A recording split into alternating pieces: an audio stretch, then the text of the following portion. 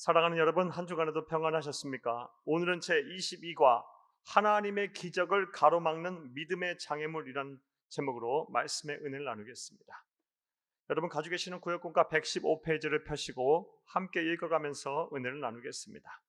나눌 말씀은 여러분 공과와는 다르게 요한복음 4장 43절부터 54절까지의 말씀이고, 외울 말씀은 로마서 1장 12절 그대로입니다. 함께 읽겠습니다.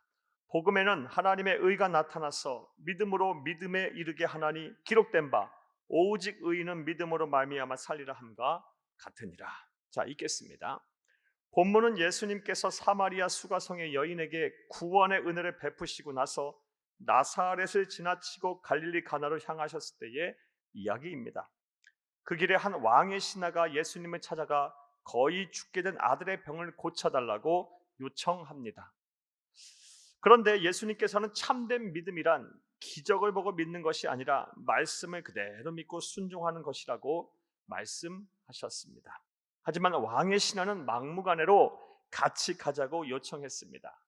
그리고 아버지의 절박한 요청에 예수님께서는 가라, 네 아들이 살아났다라고 응답하셨습니다. 그런데 예수님의 말씀을 듣는 순간 신하는 깨달았고, 주님께서 말씀만 하시면 능력이 나타나 기적이 일어날 것이라는 믿음을 가지게 되었습니다. 그래서 두말하지 않고 집으로 돌아갔습니다. 그렇게 집으로 가는 길에 종들을 만났는데 아들이 병이 나았다는 소식을 듣게 되었고, 예수님께서 가라, 내 아들이 살아났다 라고 말씀하실 때 아들이 나았다는 것을 깨달았습니다. 그래서 온 집안이 예수를 믿게 되는 기적이 일어났습니다. 이처럼 주칩니다. 믿음은 기적을 낳습니다. 믿음만이 우리를 하나님의 자녀가 되게 하고, 믿음만이 우리에게서 하나님의 능력이 나타나 기적을 일으킨다는 것을 우리는 잘 알고 있습니다. 그런데 왜 우리에게는 이런 믿음의 능력이 나타나지 않을까요? 그 이유는 주치겠습니다. 우리가 믿음만이 하나님의 능력을 나타내는 유일한 도구라는 것을 머리로는 잘 알지만 실제 마음으로는 확신하지 못하는 데에 있습니다. 계속해서 주칩니다. 다시 말해, 우리에게 믿음이 있기는 하나 믿음의 걸림돌이 있어 하나님의 기적을 낳는 참 믿음에까지 이르지 못하기 때문입니다. 자, 여기까지 주칩니다. 즉 믿음의 걸림돌이 문제입니다. 이 믿음의 장애물, 믿음의 걸림돌 때문에 하나님의 기적이 나타나지 않는 것입니다. 자, 그렇다면 이제부터 괄호합니다. 오늘 전체 내용에 대한 문제 제기입니다.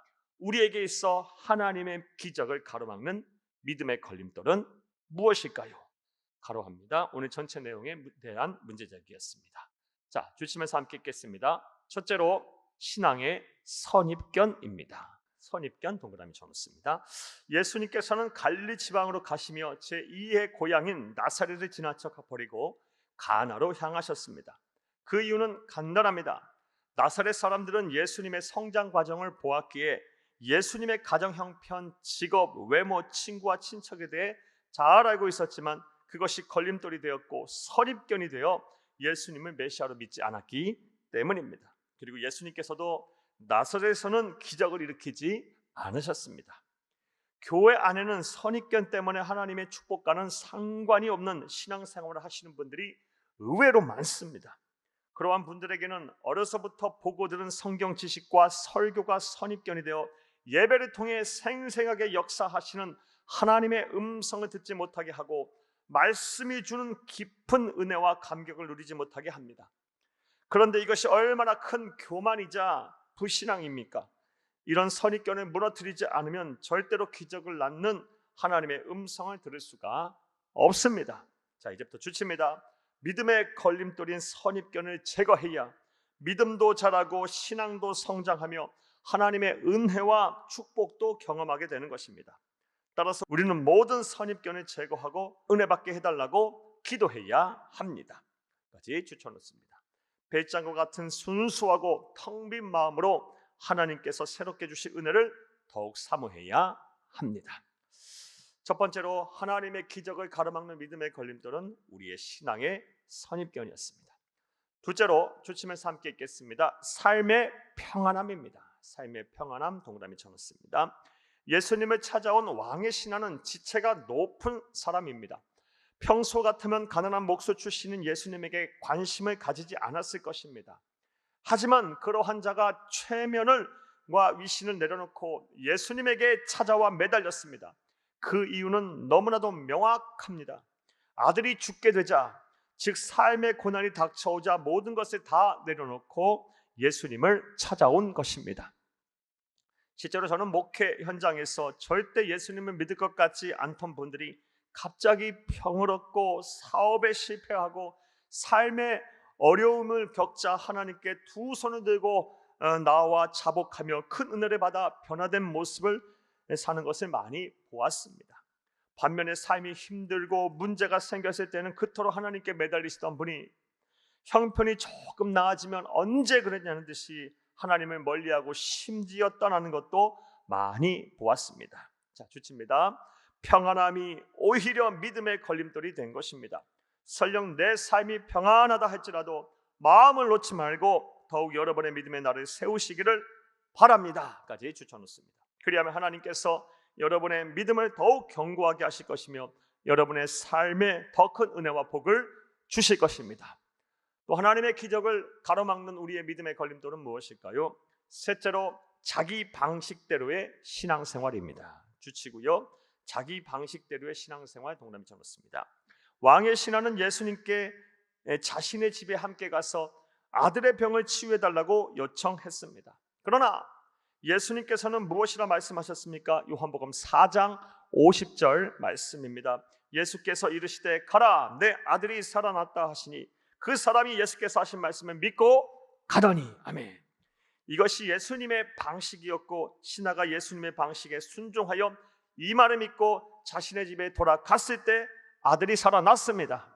오늘날 성도들의 믿음이 성장하지 못하는 또 다른 이유가 바로 이것입니다. 즉 주칩니다. 자기 방식대로 하는 신앙생활입니다. 예배는 드리고 싶을 때 드리며 설교는 자신이 듣고 싶은 것만 골라서 듣습니다. 찬양과 기도, 헌금도 자신의 감정과 형편에 따라 하고 싶을 때에만 합니다. 봉사와 헌신도 마찬가지입니다. 주님은 순종하라고 하시는데 자신의 주장만을 앞세우고 주님은 멈추고 기도하라고 하시는데 주님의 뜻을 알지 못한 채로 자신이 정한 시간표대로만 내달립니다. 그러다 보니 신앙생활에 만족과 기쁨이 없습니다. 주님이 해결하시고자 하나 주님의 일하심을 인정하지 않으니 은혜가, 축복이, 기적이 일어날 리 만무합니다. 이제 주칩니다. 내 뜻이 아닌 하나님의 뜻대로 신앙생활 하시기를 바랍니다. 하나님의 음성 듣기를 힘쓰며 여러분의 삶을 그분에게 맡기시기를 바랍니다. 그리고 성령 하나님께서 여러분에게 감동을 주시면 잘 분별하여 반드시 순종하시기를 바랍니다 까지 추천했습니다. 사랑하는 여러분, 자 이제부터 괄호를 합니다. 오늘 전체 내용에 대한 요약입니다. 우리는 믿음의 성장에 방해가 되는 걸림돌을 빨리 치워버려야 합니다. 먼저 하나님의 능력을 제한하는 선입견을 제거하시기를 바랍니다. 또한 평안함이 이제 됐다고 생각하는 안일한 신앙도 버리시기를 바랍니다. 나아가 하나님의 방식이 아닌 내 방식대로 믿으려는 신앙의 아집도 버리셔야 합니다. 우리가 이러한 믿음의 걸림돌을 제거하면 전지전능하신 하나님의 기적이 반드시 일어나게 될 것입니다. 하나님의 은혜와 축복의 파도가 밀려와 삶의 고난과 슬픔을 모두 쓸어가 버릴 것입니다 까지 가로해 놓습니다. 오늘 전체 내용에 대한 요약이었습니다. 이날을 기대하며 믿음의 진보를 나타내시기를 간절히 주의 이름으로 축복합니다. 할렐루야. 말씀과의 만남을 봅니다. 1번 봅니다. 믿음의 기적을 낳는다는 사실을 머리로는 잘 알지만 왜 나는 이 믿음의 기적을 체험하며 살지 못하고 있나요? 우리에게 믿음이 있기는 하나 믿음의 걸림돌이 있어서 하나님의 기적을 낳는 이 참 믿음에까지 이르지 못하기 때문입니다.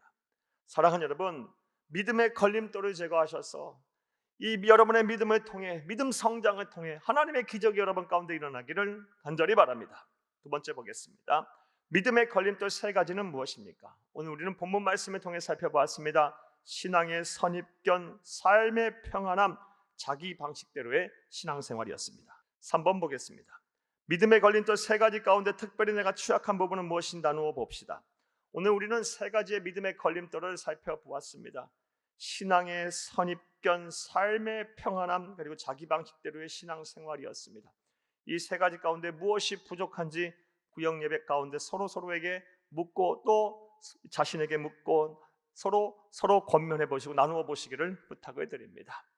내 안에 신앙의 선입견이 있어서 내 믿음이 성장하고 있지는 않은지, 삶이 고단하고 힘들고 어려울 땐 하나님을 찾다가 이제 삶이 평안해지자 하나님을 멀리하고 있지는 않은지, 내 자기 방식대로의 신앙생활을 버리지 못하고 있지는 않은지, 그래서 늘 불순종의 길을 걸어가고 있지는 않은지, 하나님의 나라와 주의 몸된 교회와 또 하나님의 말씀은 내 삶의 우선순위에서 뒤로 미루고 있지는 않은지 여러분 스스로 점검해 보시고 또 구역 안에서 여러분 서로를 점검해 주시고 또 나누어 주시기를 부탁합니다. 우리 말씀을 들으시는 모든 분들이 이 믿음의 걸림돌을 다 제거하여 여러분의 신앙이 성장하고 여러분의 믿음을 통해 하나님의 기적이 나타나기를 간절히 주의 이름으로 축복합니다. 감사합니다.